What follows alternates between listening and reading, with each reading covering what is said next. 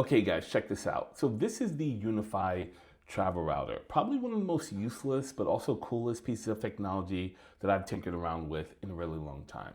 Basically what it does is it expands out your UniFi network pretty much anywhere around the world that you have an internet connection. And they make it super simple for you to configure and get it set up.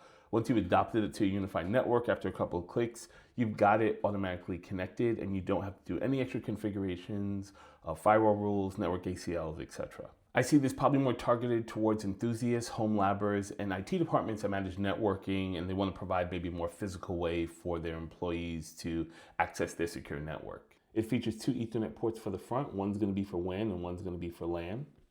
And along the other side, it has two USB-C ports, one that's going to be for powering the device, and the other that's going to allow you to connect it to like your smartphone or a hotspot to pass through that internet. Now it comes in at around $80, but as I mentioned earlier, I do think it's a bit of a useless piece of technology just because there's so many other alternative solutions.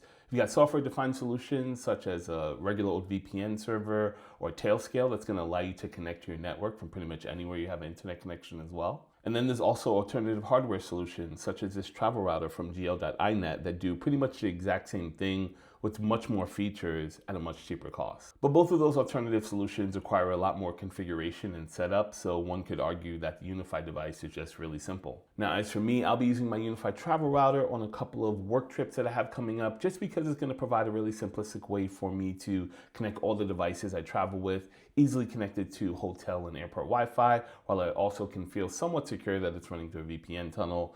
And also it is going to provide a really simplistic way for me to connect to my home network so I can access my NAS, as well as my Plex server, my Proxmox servers to make configuration changes, or just watch a quick movie. But let me know what you guys think about the UniFi Travel Router.